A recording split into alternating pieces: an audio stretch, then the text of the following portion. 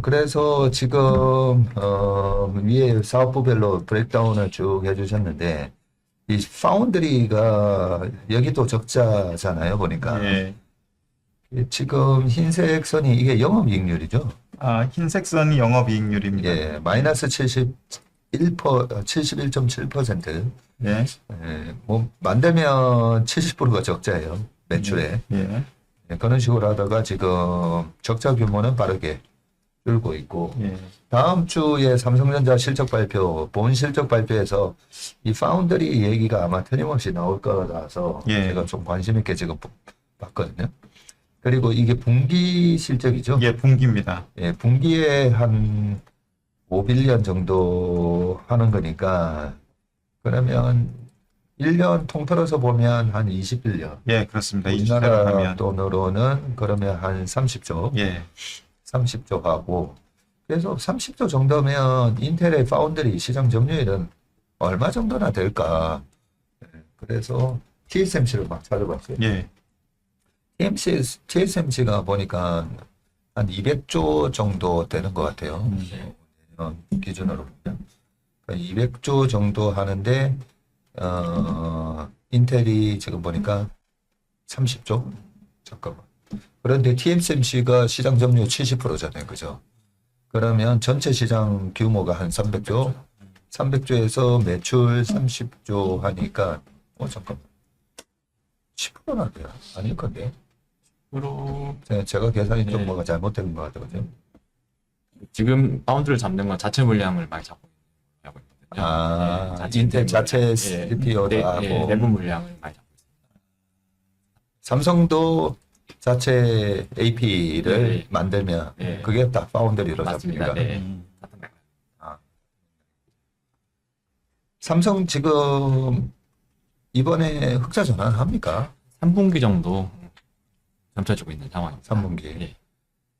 그래서 삼성전자는 이 파운드리가 이 흑자 전환하는 게 또 하나의 이정표가 될 거예요. 그죠?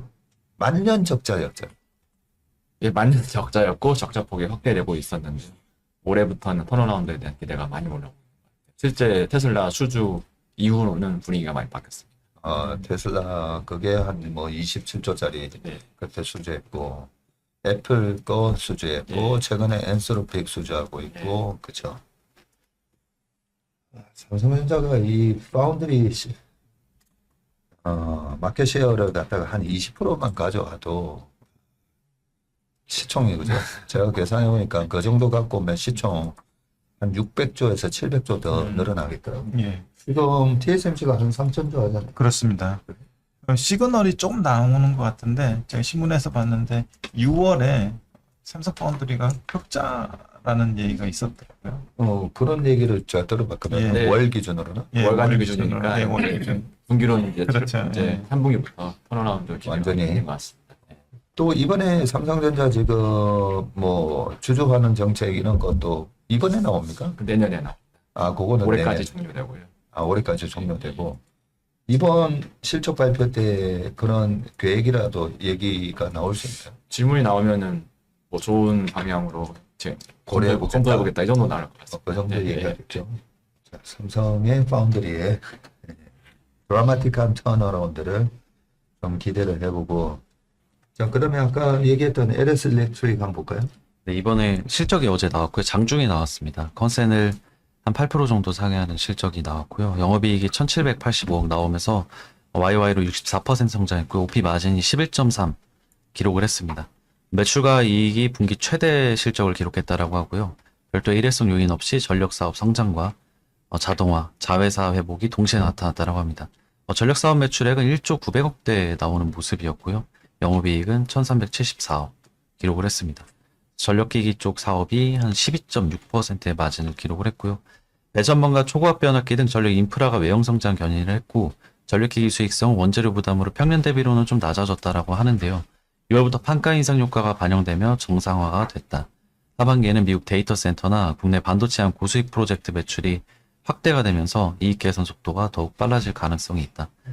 신규 수주 가이던스로 6에서 6.5조 원으로 상향 조정했다라고 하는데요.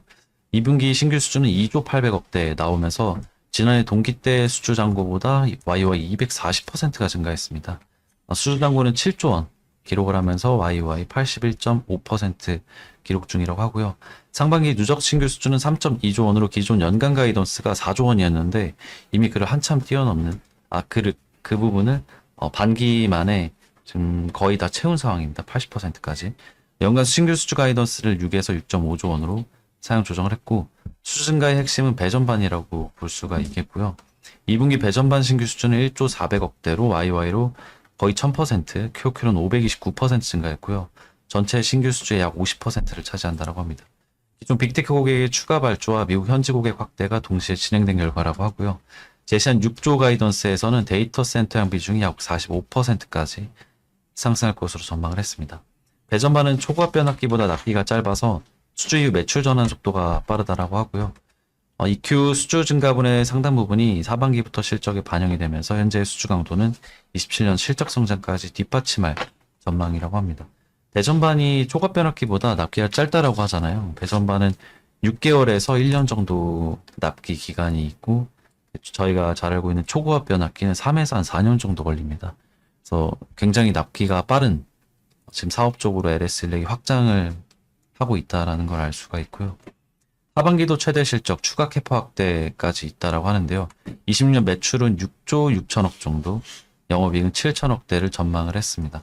하반기에는 상반기 급증한 미국 데이터 센터형 배전반 수주가 매출로 전환이 되고 초고압 변압기 출하와 국내 반도체 프로젝트 반영이 확대되면서 실적 개선까지 이어질 가능성이 높다. 전력기 수익성도 6월부터 정상화되면서 외형 성장 이상의 이익 증가가 예상이 된다라고 하고요. 그리고 미국 쪽에 증설도 하는데요. 유타 공장 투자와 별도로 약 2천억 정도 추가 캐펙스 검토 중이라고 합니다. 이를 통해 매출 기준 1.5에서 2.5조 원 정도의 생산력 추가 확대가 가능하다고 합니다. 그리고 청주 쪽에도 공장이 있는데요. 여기도 청주 공장과 협력업체 증설도 변행할 예정이라고 합니다. 수주 증가가 일시적인 피크에 그치는 것이 아니라 추가 생산력 확보를 통해 중장기 실적으로 이어지는 구조다. 긍정적인 전망했습니다. 제가 청주가 본가잖아요. 그래서 그 산업단지가 이렇게 몰려 있는데요. 뭐 LS 일렉도 있고, 뭐 SK 하이닉스 공장도 있고, 뭐 LG 생활건강, LG 에너지솔루션도 있는데 거기를 이제 자주 지나다니는 길 중에 하나거든요. 근데 SK 하이닉스는 토일에도 뚝딱뚝딱 맨날 하고 있고요. 근데 LS 일렉은 한 번도 거기 사람이 지나다니는 걸 제가 주말에 내려가기 때문에 본 적은 없는데 여기도 이제 좀 증설을 하려고 한다고 합니다. 실적 측면으로 아래 내려가서 보면요. LS 일렉의 26년 예상 매출액이 6조 6천억 정도 현재 추정을 해놓고 있고요. 내년이 8조 2천억 추정입니다. 그래서 YY로 보면 매출 기준으로 올해 32% 성장이죠. 그리고 내년 23% 성장이 전망되고 있고요. 오른쪽으로 가서 보면 영업이익도 나옵니다. 영업이익이 올해 예상 실적이 7,450억이고요. 내년이 1조 1천억대로 올라가거든요. 그래서 YY로 보면 지난해 9.4% 이익이 성장했는데 올해가 75%입니다. 이게 아마 근데 숫자가 잘못된 것 같은데요. 지난해 맞네요. 9.4% 성장 그리고 올해 75% 성장. 숫자 잘못된 것 같아 해서 바로 지금 전화기 들었잖아. 송현정에 그래서 바로 연결해 보려고. 전화 안 해도 돼? 안 하셔도 됩니다. 네. 9.4% 성장을 올해가 75%거든요. 그래서 어디서 이런 실적 서프가 나오나 보면 배전반 쪽인데 스페이스X랑 XAI 향으로의 LS 일렉이 지난해 말부터 수주를 따내기 시작하면서 배전반이 굉장히 많이 납품이 되기 시작했거든요. 거기서 실적 성장이 굉장히 가파르게 나타나는 걸 저희가 확인할 수가 있고요. OP 마진으로 내려가서 보면 지난해 연간 8.6%의 마진을 기록을 했고요. 26년이 11.3입니다. 근데 저희가 잘 알고 있는 효성중공업이나 HD 현대일렉트릭의 마진에 비해서는 사실 좀 많이 낮죠. HD 현대일렉이 한 20% 후반대 그리고 효성중공업이 한 18%, 20% 정도 되는 걸로 알고 있습니다. 근데 배전반은 상대적으로 마진이 높은 제품은 아니고요. 근데 아까 말씀드렸다시피 이게 납기가 워낙 빠르다 보니까 실적에 기여하는 속도가 빠르다라고 볼 수가 있는 거죠. 수주가 차오르고 바로바로 매출화로 인식되는 부분이 빠른 게 LS 일렉의 지금 최대 강점이 아닌가 싶고요. 그 아래 내려가서 보면 제가 연간 이익 증가율 비교를 클로드한테 좀 만들어 달라고 했는데요. LS 이 이익 증가율이 가파른 순으로 주가 상승률이 좀 차별화가 많이 되더라고요. 지난해는 확실히 효성중공업의 해였죠. 그래서 주가가 뭐 300만 원이었나요? 뭐 굉장히 높게까지 치솟았던 걸로 알고 있는데 300만 원 이상 갔죠. 그래서 이익 증가율이 지난해 후중이 가장 좋았고 주가 퍼포먼스도 가장 좋았었고요. 근데 올해부터 이어지는 흐름을 보면 LS일렉이 가장 높게 이익 증가율이 나타납니다. 한 70%대. 이거는 시장 컨센을 제가 따온 거기 때문에 시장에서 한 60% 정도 보는 것 같아요.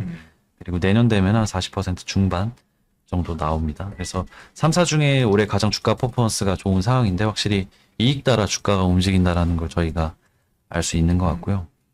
오른쪽은 이 3사의 PE 밸류에이션 추인데요.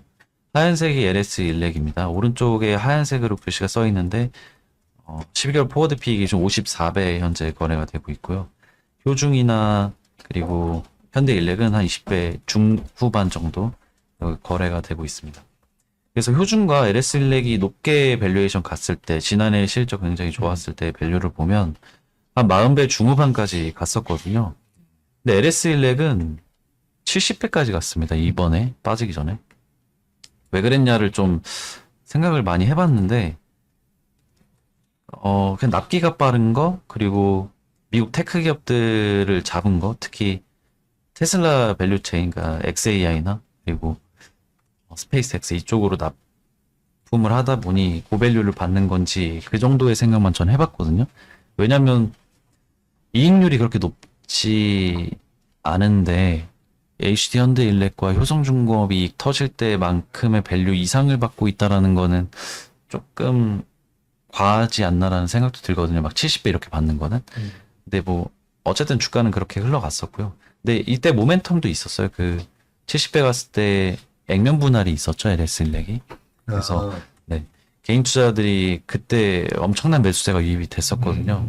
그래서 제가 봤을 때 50배 이상의 밸류는 좀 그런 수급적인 요인으로 나타났었던 게 아닌가 싶고요. 그래서 변압기의 최대 밸류는 한 40배 정도, 40배 후반 정도 보는 게 맞는 것 같은데 어쨌든 3년 정도로 봤을 때 CAGR 그로스로 보면 40% 이상 나올 것 같거든요. 그래서 40배 이상에서는 좀 괜찮은 구간으로 보는데 지금 54배이기 때문에 밸류 측면에서 부담이 있는 건 사실입니다. 그래서 다른 걸 좀 또 따져보면 현대일렉이 변압기 쪽 노출도가 가장 높은 회사잖아요. 그래서 OP 마진 지금 정체되어 있거든요. 이미 변압기 쪽 90% 매출 비중 이상으로 올라와 있는 상황이라서 캐파 여력도 지금 가동률이 90% 이상이더라고요. 그래서 풀캐파로 돌아가고 있는 상황에서 이익률이 여기서 더 개선되기는 좀 어렵다라고 투자들이 아마 생각을 할 거고 효성중공업이 지난해 가장 좋았었던 이유가 결국엔 제가 방산이랑 비교를 많이 하는데 현대로템이 건설 부분 매출 비중 축소되고 방산 부분 올라오면서 OPM이 굉장히 급격하게 올라왔잖아요.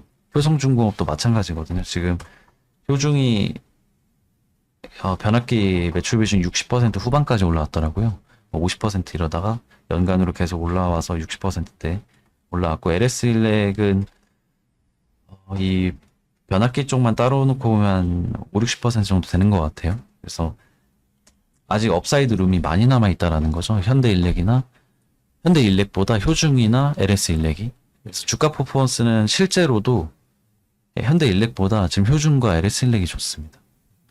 그래서 최근에 연구원님 세미나도 변압기 들어봤는데 밸류에이션이 높아도 LS일렉이 가장 좋다라고 하더라고요. 그래서 밸류에이션보다 이익 증가율, 기울기 이게 더 중요하다라고 보시는 것 같아요. 그래서 그분이 이제 방산과 변압기를 같이 커버하고 있는데요. 한투 장남원 연구원인데 방산에서도 LIG DNA를 꼽았거든요. 탑픽으로.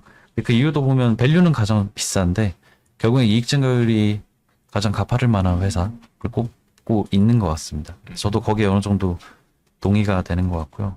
이 밸류를 너무 신경 쓰다 보면 먹을 것도 못 먹는 경우들이 좀 있거든요. 예를 들어 삼성전기도 그렇죠. 뭐 기판 비쌀 때 30배니까 30배 됐을 때 팔았으면 그냥 바보 된 거거든요, 이번에. 네, 그런 생각이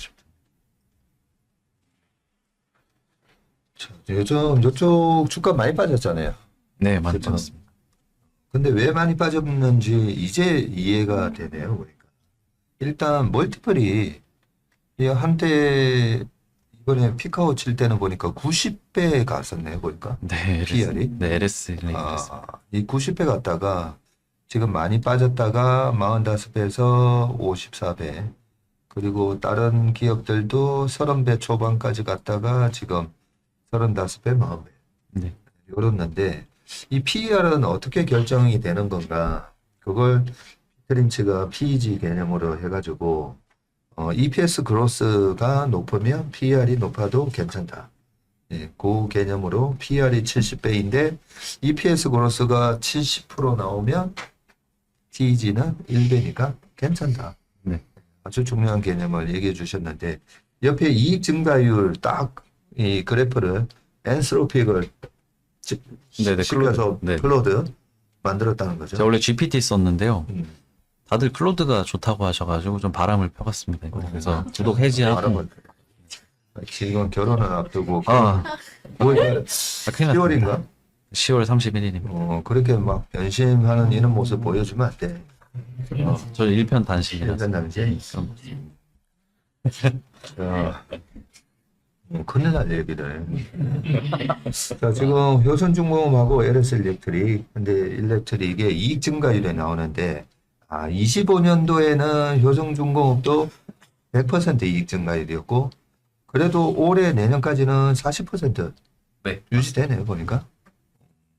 그리고 초록색이 LS 일렉트릭인데, 올해까지는 60%, 내년에도 40%대. 네. 나쁘지 않아요. 네, 좀.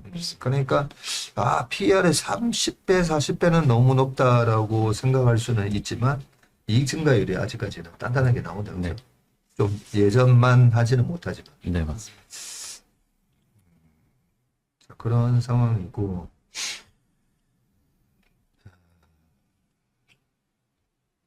근데 좀 애매하기는 하네.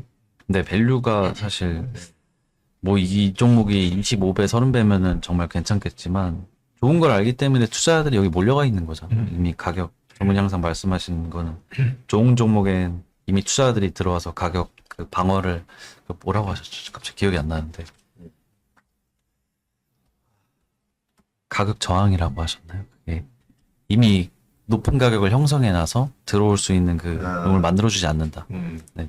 가격으로 진입장벽을 진입장벽, 네. 만들어버리는 네. 거지. 이거 보면 또 하나 이제 말씀을 드리면 25년도에 효성중공업 100% 이익 증가율 나오고 요 파란색이 현대일렉트릭도 50% 나올 때 25년도에는 삼성전자의 이익 증가율이 그렇게 나왔나? 안 나왔잖아요. 그죠? 예, 그러다가 전자나 하이닉스의 이익 증가율, 반도체 수출 증가율 뭐 200%, 300% 이래 나오니까 지금 여기서 40%, 50% 하던 선수들이 이게 반도체는 야 300% 나와. 뭐 하고 있는 거야? 왜 여기서 이러고 있어? 하면서 이제 전자 하이닉스로 쫙 옮겨간 거죠. 그래서 요 전자 하이닉스의 이익 증가율이 이제 둔화되면 똑같아요. 지금 이 차트를 참 잘 가져오셨는데 이익 증가율이 둔화되면 또 다른 수출주랑 이제 이익 증가율로 비교를 하는 거죠. 그죠? 약간 뭐 삼형식중도 있고 여전히 돈은 잘 버는데 아니 여전히 돈 잘 버는데 우리 주가가 왜 이렇게 40% 50% 반토막이 났지? 이익 증가율이 높은 반도체로 많이 옮겨간다. 그 영향 상대적 매력도 에서도 영향을 받았다. 그렇게 보면 될 것 같습니다. 어제 박스리에서 변압기에 대해서 되게 자세하게 말씀을 드렸었거든요. 그래요? 사실 26년도 1분기, 올해 1분기 실적 발표가 나오고 나서 제가 뭐 문성무님이나 중앙관심 정보 촬영할 때도 그렇고, 매도를 해야 될 것 같다라는 의견을 말씀을 드렸거든요. 왜냐하면은 OP 마진이 좀 크게 부러졌습니다. 현대 일렉트릭 같은 경우에는. OP 마진도 떨어졌어요? 네, 근데 어제 박스리에서도 말씀드렸긴 했지만 OP 마진이랑 이 회사의 주가 움직임은 진짜 동행하거든요. 거의 똑같이 완전히 똑같이 움직이기 때문에 25%에서 20% 초반대로 떨어진 이유가 뭐 관세 이슈라든가 아니면은 매출 이연 이런 얘기들이 나오긴 했지만 현대일렉 같은 경우에는 조금 조심을 해야 될 수도 있다라고 생각이 되는 게 그 북미향 쪽이 ASP가 굉장히 높잖아요. 다른 쪽들보다 20-30% 정도가 높은데 북미향 매출 비중이 이미 55% 정도가 됐습니다. 그 회사 같은 경우는 현대일렉 같은 경우에는. 근데 지금 수주 받아놓은 잔고 중에서 북미향 수주 잔고가 한 70% 정도 가까이 되거든요. 그러면은 55에서 70%까지 올라간다라고 하더라도 전사 영업이익률이 개선되는 데는 한계가 좀 있을 거라는 생각이 들어서 영업이익률이 일단 부러졌기 때문에 다시 영업이익률이 전고점을 뚫기 전까지는 조금 보수적인 입장을 계속 유지해야 될 수도 있다라는 생각을 갖고 있고 기타 나머지 업체들 특히나 효성중공업 같은 경우에는 그래도 북미 비중이 한 30% 정도가 되거든요. 매출 비중에서. 근데 지금 받아놓은 수주 잔고에서 북미향 그 수주 잔고가 한 70% 정도 있기 때문에 그래도 한 2배 정도 여력이 남은 거잖아요. 그래서 효성중공업이나 기타 업체들은 영업이익률이 그래도 개선될 수 있는 여지가 있지만 현대일렉트릭 같은 경우에는 개선될 여지가 그렇게 크지는 않아 보여서 좀 보수적으로 봐야 될 것 같습니다. 그래도 성구 매니저한테도 한번 물어볼까 했는데, 어제 박스리에서 또 얘기를 했었군요.